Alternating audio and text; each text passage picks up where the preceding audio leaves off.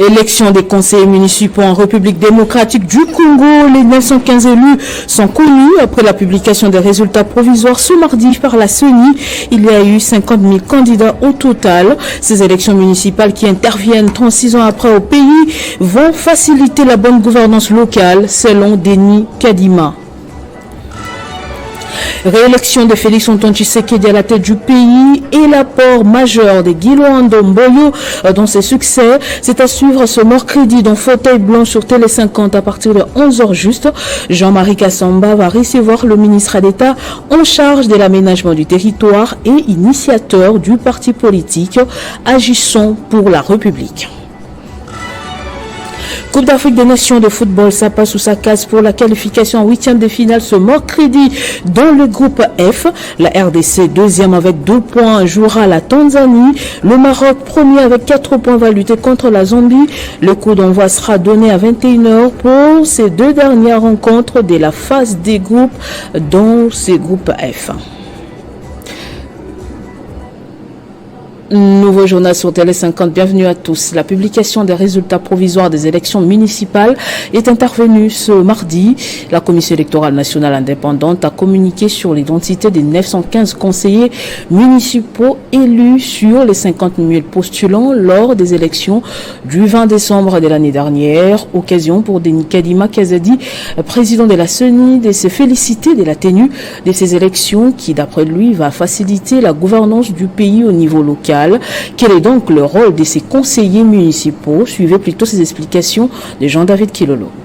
C'est une première pour la République démocratique du Congo quant à ce qui concerne l'élection des conseillers communaux. D'après la constitution congolaise, le conseiller communal est élu au suffrage direct, soit il est le représentant élu par la population. Selon l'article 190 de la loi électorale, la circonscription électorale des conseillers communaux est la commune. Ils sont élus pour un mandat de 5 ans et élisent les conseillers urbains et les bourgmestres. En fait, le rôle du conseiller communal est de délibérer sur les questions d'intérêt communaux.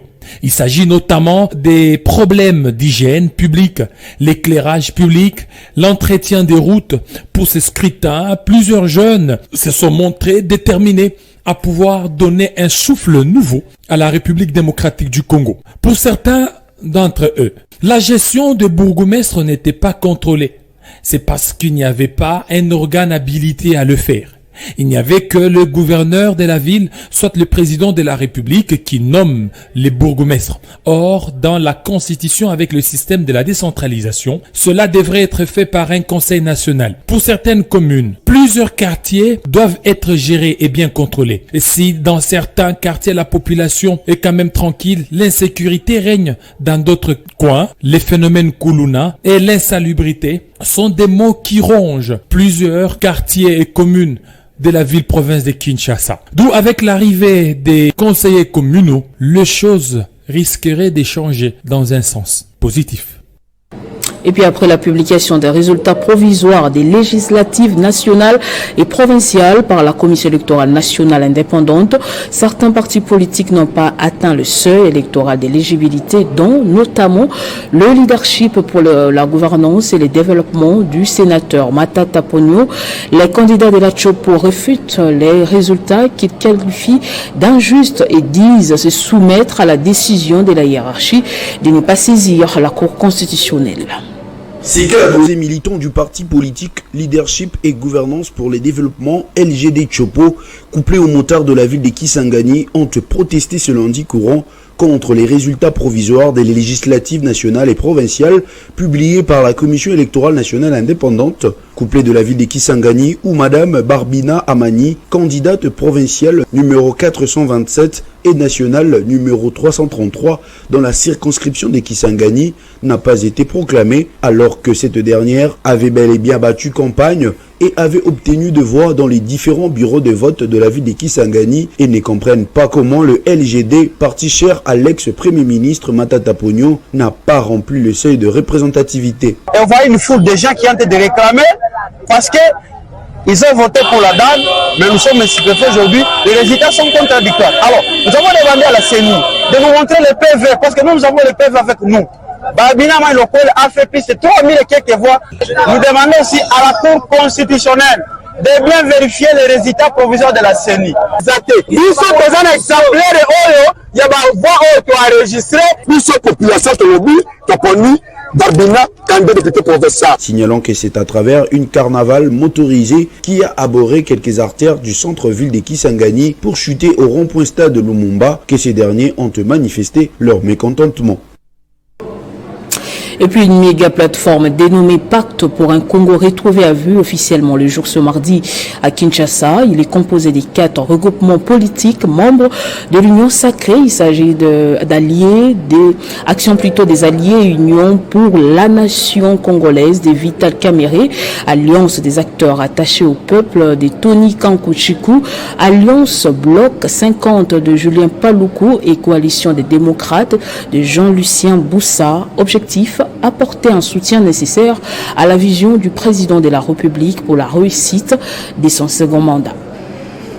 Les représentants de ces formations politiques ont signé un accord historique lundi au Fleuve Congo Hotel de Kinshasa. Cet accord qui se fonde sur les valeurs qu'incarne le président de la République Félix-Antoine Tshisekedi a été présenté ce mardi devant les nouveaux élus et les présidents des partis politiques membres de ces regroupements à l'hôtel Rotana de Kinshasa. Dans son discours, Vital Kamerhe, président de l'AAUNC, a affirmé que la naissance du pacte pour un Congo retrouvé vise à former une alliance politique solide en vue d'apporter au président de la République Félix-Antoine Tshisekedi le soutien nécessaire à l'accompagnement de sa vision et de son ambition de faire de la RDC un État plus fort, plus uni et plus prospère au cœur de l'Afrique. Notre démarche politique vise à participer à la consolidation autour de son Excellence, Monsieur le Président de la République, chef de l'État, d'une majorité parlementaire confortable, constructive et cohérente. Une majorité confortable par le nombre des élus qui la constituent, une majorité constructive par la portée des idées, la qualité de ses propositions et la force de son action. Une majorité cohérente par son attachement aux valeurs prônées par le chef de l'État et portées par notre grande famille politique. Les signataires du dit accord se disent ouverts à l'adhésion d'autres regroupements et partis politiques disposant des élus au sein des assemblées délibérantes. À noter qu'à ce stade, ce regroupement, membre de l'Union sacrée de la nation, compte en son sein 101 députés nationaux et 125 députés provinciaux.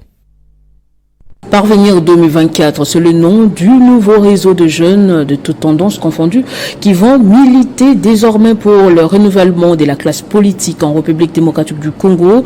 Ce mouvement a vu le jour ce mardi au cours d'une conférence de presse.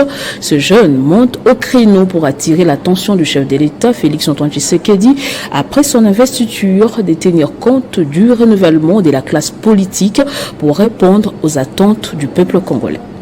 Dans la salle Père Bocadu Sepas, c'est au cours d'une conférence de presse qu'un nouveau-né a vu le jour, Parvenir 2024. Cette racine, c'est le renforcement de capacités au sein de partis politiques. C'est pas seulement question de jeunes.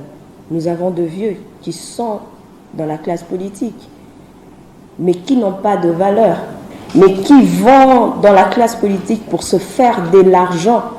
Et pourtant, la politique, on le fait pour la population. Le sens du combat de ces réseaux est le renouvellement de la classe politique pour une bonne gouvernance orientée vers le développement de la République démocratique du Congo.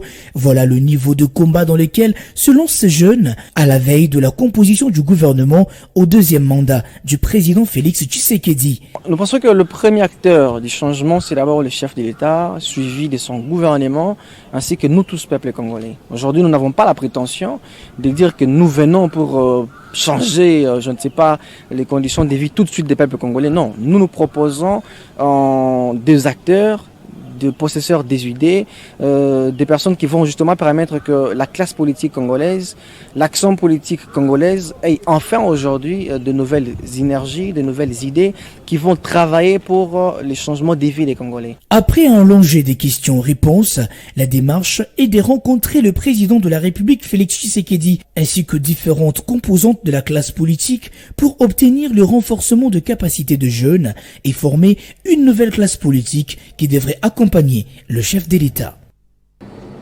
L'un des artisans de la réélection de Félix Antoine Tshisekedi à la présidence de la République pour un second mandat, Guy Loandomboyo, ministre d'État en charge de l'aménagement du territoire, et l'invité de Jean-Marie Kassamba dans l'émission Fauteuil Blanc ce mercredi à partir de 11h juste sur Télé 50. Au menu, parler de la réélection de Félix Tshisekedi et de l'apport majeur de cet homme d'État, initiateur du parti politique Agissons pour la République. Autre chose, la ville de Kinshasa n'a plus du tout des routes en bon état, en dépit du projet Zéro Trou lancé par le gouvernement il y a quelques années en arrière, mais qui peine à produire des résultats sur le terrain. Vous allez le voir, c'est le constat de nos reporters effectués dans plusieurs communes, dont Kinshasa, Lingwala et Barumbu. La population, elle, invite les autorités à tenir leurs engagements. Circuler à Kinshasa devient une véritable mer à boire suite à l'état de délabrement avancé des routes. Cette situation est constatée dans plusieurs communes de la capitale Kinshasa, le cas par exemple de la commune de Lingwala devant le camp Lufungula. Ici, la route est quasiment impraticable depuis des années, rendant ainsi la circulation des véhicules difficile. Situation similaire dans la commune de Kinshasa sur l'avenue Kabambar en allant vers Bon Marché. L'absence des caniveaux a provoqué la destruction de la route sur ce tronçon, faisant ainsi stagner l'eau de la pluie à la base des nids de poules. C'est depuis pas mal de temps que cette route se trouve dans cet état. C'est vraiment déplorable, puisqu'elle mène vers un milieu commercial. Ce qui est pire, c'est que ça détruit les véhicules. Nous demandons aux autorités d'agir avec diligence pour construire des routes de qualité qui vont durer. L'état dans lequel se trouve cette route des Kabambar nous met énormément en difficulté, surtout nous les conducteurs. Je suis d'ailleurs victime parce que ma voiture est tombée en panne à cause de ça. Il faut qu'on réhabilite cette route.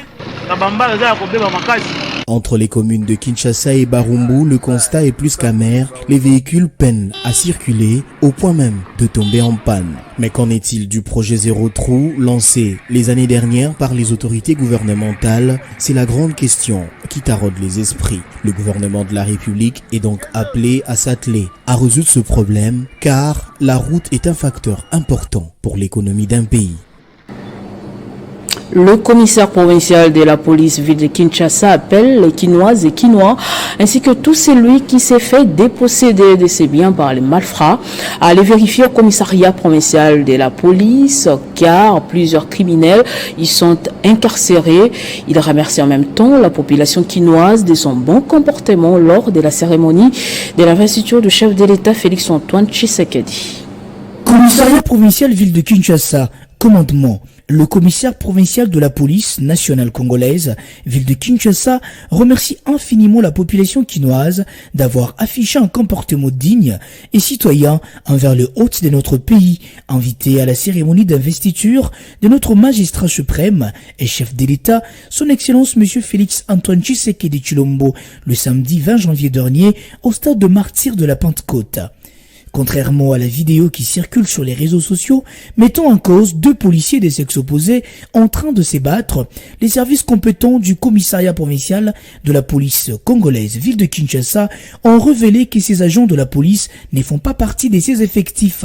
Ce sont des anciennes images qui ont été balancées sur la toile par des personnes mal intentionnées en vue de ternir l'image de la police. Par ailleurs, le commissaire provincial informe la population kinoise que les personnes interpellées lors des récentes opérations de la police menées dans la capitale ont été mises à la disposition de la justice afin de répondre de leurs actes devant leur juge naturel. Par voie de conséquence, toute personne consciente d'être victime d'actes terroristes dans la ville de Kinshasa de la part de ces incriminés est priée de contacter le groupe de lutte contre la criminalité et stupéfiants du commissariat provincial provinciale ville de Kinshasa, située au croisement des avenues de la Libération, ex-24 novembre, et Drasenas, commune de la Gombe, en vue de le charger davantage. Fait à Kinshasa le 22 janvier 2024, le commissaire provincial de la police ville de Kinshasa, Mbula Kilimbalimba, Blaise. Prenons à présent ce message de félicitations à l'occasion de l'investiture du président de la République le week-end dernier. Un événement accueilli avec joie à Likasi dans le Haut-Katanga d'après sa bourgmestre qui promet son accompagnement et envoie tout le vœu de réussite au chef de l'État Félix-Antoine Tshisekedi. Madame Anzaka Alima Achalora, bourgmestre de la commune de Chituru, et la population de sa municipalité ont suivi avec fierté patriotique l'investiture du président de la République, Félix Tshisekedi. C'est là, après une brillante réélection dont la population congolaise en général et celle de sa municipalité en particulier vous a renouvelé la confiance. Excellence, Monsieur le Président de la République, votre investiture historique qui a réuni tout le peuple congolais autour de son guide, une participation des chefs d'État, tous autour d'un narratif, tous unis pour le Congo. Votre détermination pour ce deuxième mandat, Monsieur le Président de la République, ravive en nous la flamme patriotique d'être au service du développement de notre entité. Nous disons oui pour un fructueux deuxième mandat, oui pour un Congo plus uni, plus sécurisé et plus prospère, oui pour un Congo transfiguré. Ensemble, avec mes administrés, nous réitérons notre soutien et accompagnement de votre vision qui vous tient à cœur, le développement du Congo profond, dont le vaste et prestigieux projet de 145 territoires. Que Jésus-Christ, source de tout pouvoir, notre Seigneur et Sauveur, vous comble des bénédictions et de toutes ses grâces afin que vous puissiez aborder ce second mandat avec courage et détermination. Avec mes hommages les plus déférents, Excellence, Monsieur le Président de la République, recevez nos vives félicitations et vous souhaitons un fructueux deuxième mandat. Likasi, 23 janvier 2024, communiqué signé Anzaka Alima Achasura, Laura, bourgmestre. En sport, football, Coupe d'Afrique des Nations, Côte d'Ivoire 2023, c'est ce mercredi que le sort de la RDC et de ses adversaires sera connu pour la qualification ou non. En huitième de finale, à l'issue de la troisième et dernière journée du groupe F, la RDC, deuxième avec 2 points, jouera la Tanzanie, dernière du groupe avec un petit point à 21h, alors que le Maroc, actuel leader avec 4 points, va en découdre à la même heure avec la Zambie qui a 2 points. Côté RDC, le moral est au zénith avant d'aller chercher cette qualification. On écoute Sébastien Desabre et Johan Wissa, respectivement, sélectionneurs et joueurs de la RDC.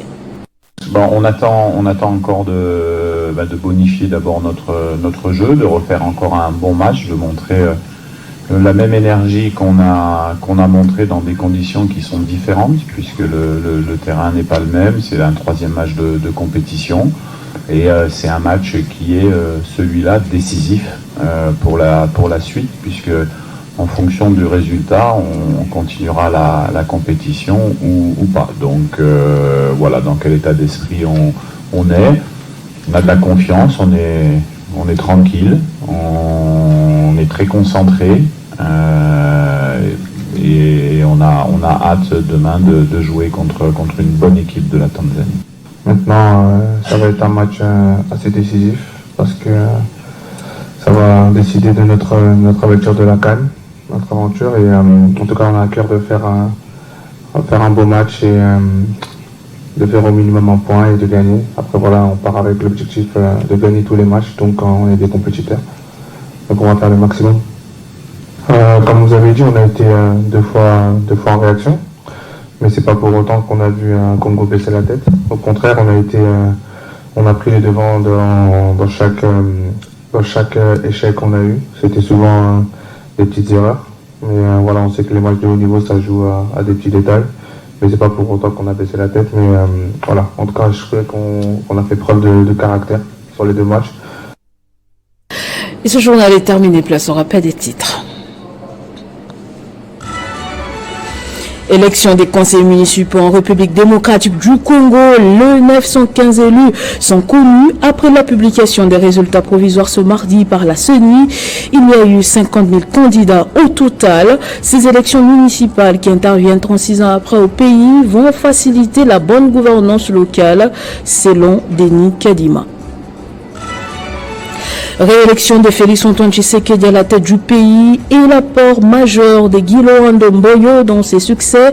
C'est à suivre ce mercredi dans Fauteuil Blanc sur Télé 50 à partir de 11h juste. Jean-Marie Kassamba va recevoir le ministre d'État en charge de l'aménagement du territoire et initiateur du parti politique Agissons pour la République. Coupe d'Afrique des Nations de football, ça passe ou ça casse pour la qualification en 8e de finale ce mercredi dans le groupe F.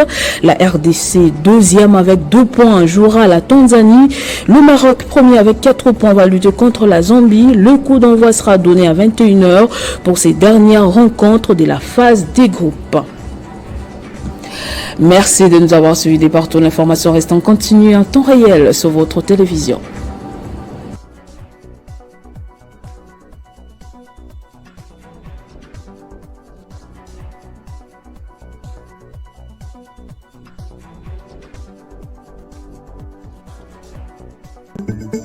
Retrouvez toute l'actualité en continu sur www.tele50.cd.